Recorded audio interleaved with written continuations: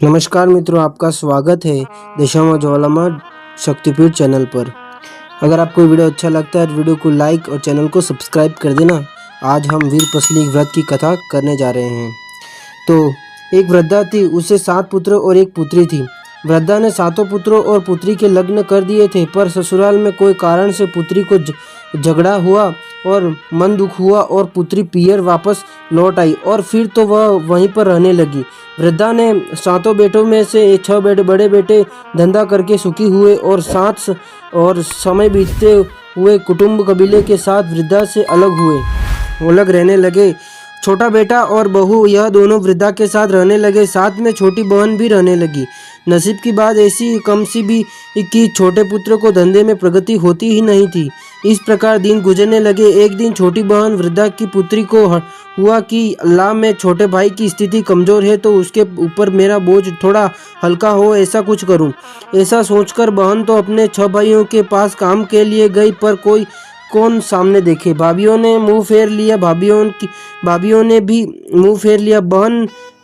भी मुंह फेर लिया। बहन तो हताश हो गई। अरे जिसके साथ साथ भाई हो उस बहन को कभी मेहताजगी हो, ऐसा तो कभी ना हो। मैं ही अभागिनी हूँ। मैं ऐसे निराश होकर बहन जाने लगी। एक भाई ने कहा, तुम मेरे घर का काम करने आ जाना, सुबह से लेकर शाम तक काम करना पड़ेगा। बहन ने अपने छोटे भाई को सहारा होगा यूँ करके काम करना स्वीकार कर लिया। सुबह से शाम तक बहन तो ढोर चराने जाती और शाम को जब घर आती तब भाभी तो कुछ ऐठा बचा कुचा जो होता दे देती और छोटी बहन तो घर ले जाकर खा ले। ऐसी ही समय बीतने लगा। एक दिन बहन जब पशुओं को लेकर घास खिलाने बाहर जा रही थी, तब नदी के किनारे पर कुछ स्त्रियों को पूजा पाठ करते देखकर हंसती गाती देख बहन तो वहां गई और पूछा, बहनों तुम यह क्या कर रही हो? उस लड़की ने कहा, हमने आज वीर पसली का व्रत रखा है। आज वीर पसली के दिन धागे लिए हैं, वह हम हमारे भाई को बांधेंगे और भाई का कल्याण हो ऐसी भावना के साथ आशीष देंगे। ऐसा सुनकर छोटी बहन बोली, यह धागा बांधने से भाई को क्या लाभ है? वह कन्या बोली, भाई को हम धागा बांधेंगे, भाई हमें भेंट देंगे और हम भाई को अंतर से आशीर्वाद देंगे, जिससे भाई का पूरा साल अच्छा और सुख से बीतेगा। ऐसा सुनकर छोटी बहन ने तो खुशहाल हो गई और बोली, तो बहनों मुझे भी अगर आप यह व्रत कैसे हुआ हो और उसकी विधि क्या है यह कहो तो मैं भी ऐसे मेरे भाई की भलाई के लिए वीर पसली का व्रत करूंगी। उस कन्याओं ने कहा, 8 शेर वाला धागा लेकर उसमें 8 गुत्थी बांधे। फिर एक रविवार से दूसरी रविवार तक 8 दिन रोज सुबह तक इस धागे को धूप दे और धूप दिए बाद ही भोजन करें। इस प्रकार 8 दिन पूरे होने के बाद वह यह धागा पीपल के वृक्ष को बांधे। ऐसा कहकर एक लड़की ने छोटी बहन को 8 शेर वाला धागा दिया और कहा, इसमें से एक धागा तेरे भाई की कलाई पर बांधना और बाकी के धागे को 8 दिन के बाद वीर पसली का व्रत पूर्ण करके 8 दिन बाद तक धूप दीप देकर पीपल के वृक्ष को बांधना।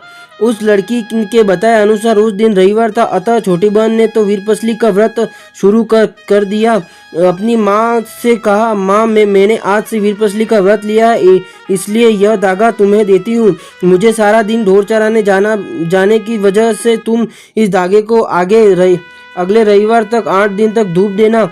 ननन ने व्रत लिया है ऐसा उस ईर्ष्यालु भाभीियों को जानकारी हुई और उसमें से एक भाभी कुछ बहाना लेकर ननन के घर आई। देखा तो ननन बा स्नान करने हुए गए हैं और वृद्धा काम में हैं। ऐसा अवसर देखकर उस भाभी ने तो जहां आग जल रही थी वहां जाकर चूल्हे में पानी डालकर आग बुझा दी, ठंडी कर दी।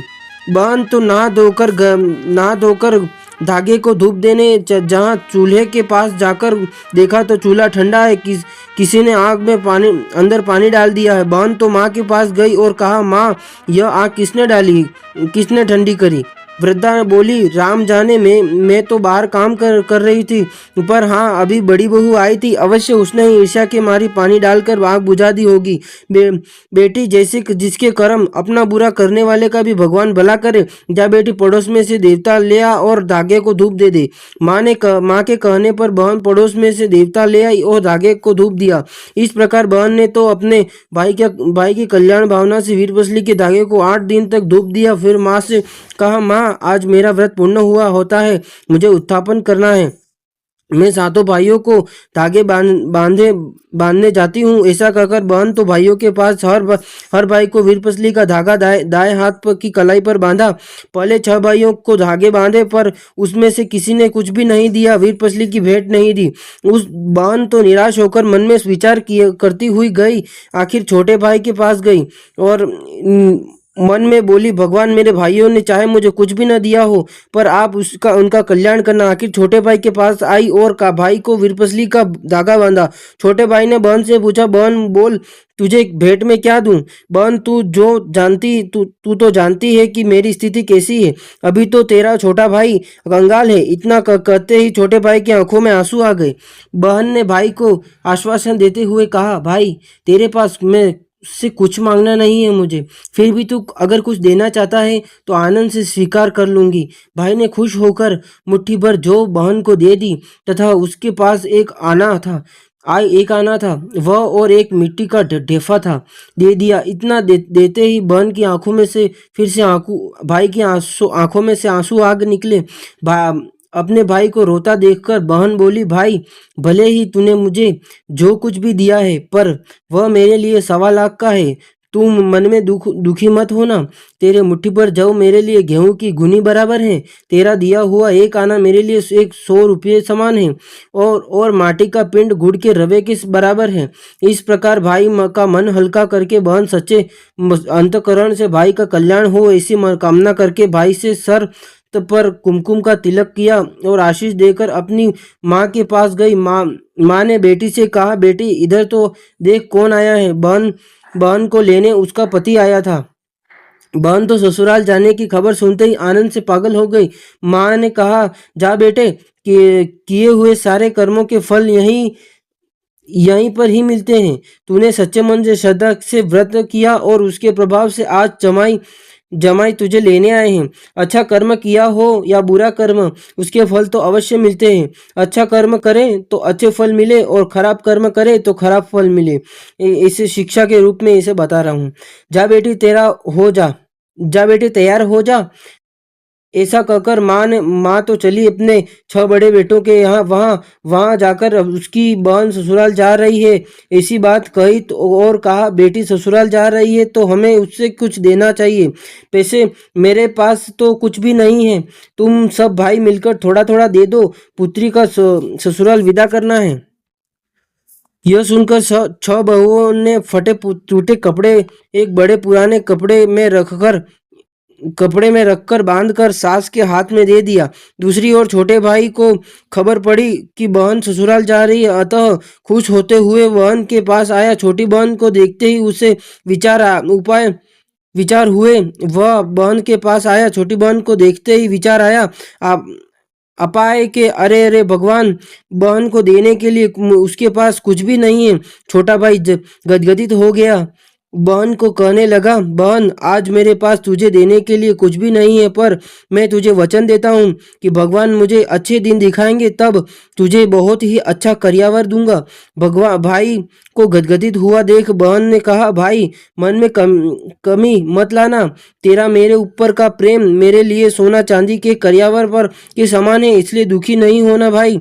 बहन तो ससुराल जाने के लिए तैयार हुई चली और पतिदेव के साथ।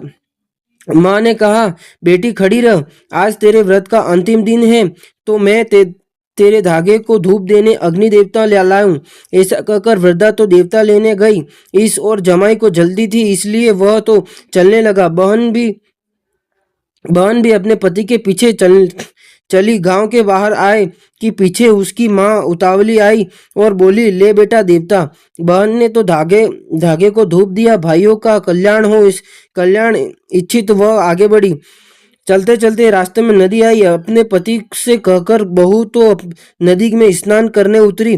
करने के बाद दूसरे वस्त्र मांगे और पति ने गठरी खोलकर देखा तो अच्छे रंग बिरंगी साड़ियां पानेतर दिखे। इसलिए उसने कहा, इसमें इसमें के कौन सी साड़ी दूं या पटोला? या अपने पति का कहना सुनकर बहू बोली कि क्या कहते हो नाथ, साड़ी और पानेतर, गरीब की मजाक क्यों करते हो? तब उसके पति ने एक साड़ी निकालकर ऊंचे करके दिखाई देख मैं झूठ नहीं बोलता। ऐसा कहकर उसने साड़ी बहू बहू की ओर फेंकी और कहा, वही साड़ी पहन ले, सुंदर लगेगी। बहू तो समझ गई कि ऐसा कैसे हुआ। हे प्रभु, तेरी लीला अपरंपार है। वस्त्र पहनकर नजदीक आई, गठरी में से सारी सारी चीजें बाहर निकलकर देखा तो मिट्टी का पिंड गुड़ हो गया। चावल थे वो एक आने के में बदल गए। चावल थे और एक आने में बदल गए और एक सुना मोहर थी। बहू ने तो अपने पति को वह सुना मोहर दी और गांव में जाकर खाने के लिए कुछ ले आने को कहा। पति खाने के लिए गांव में गया। इस तरफ चमत्कार हुआ। नदी के किनारे एक अचानक सुंदर हवेली खड़ी हो गई। बहू तो श्रृंगार सजकर हवेली में चौथे माल पर अगासी में खड़ी रही। थोड़े समय बाद गांव में से खाना लेकर पति तो जैसे ही नदी के किनारे आए तो उसने तो एक सुंदर हवेली देखी और अपनी बहू को उसमें झरोखे में खड़ी हुई देखी। वह तो दंग रह गया। बहू तो दौड़ती हुई नीचे आई और पतिदेव के हाथ में से खाना लेकर बोली, तुम आराम करो, मैं अभी कुछ रसोई बना देती हूँ। दोनों ने आनंद से भोजन किया और सुख से हवेली में रहने लगे। दिन गुजरते गए और अचानक अकाल पड़ा और लोगों को खाने के लाले पड़ने लगे। दुख के मारे लोग गांव छोड़कर गुजारा करने परगांव जाने लगे। उस बुढ़िया और उसके सातों पुत्रों और उसकी बहुओं ने भी गांव छोड़ा। चलते चलते उसकी बहन की हवेली के पास आए। उन्हें लगा कि कोई बड़े पैसे वाले व्यक्ति यहाँ रहती होगी। लाओ तपास करें, कुछ मजदूरी मिले तो, ऐसा सोचकर सब हवेली में के बाग में आकर खड़े रहे। हवेली की खिड़की में से वह बहन सब देख रही थी। अपनी माँ और भाई भाभीियों को पहचान गई। वही बाग का माली आया और सारी बात कही।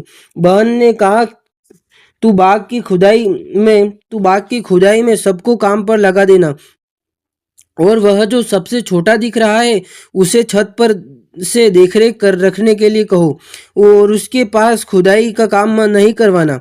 और वह वृद्धा माँ को बाग से फूल जो एकत्र होते हैं उसे उस फूलों की माला बनाने के लिए कहना। माली ने मालकिन की सूचना अनुसार सारी व्यवस्था कर दी।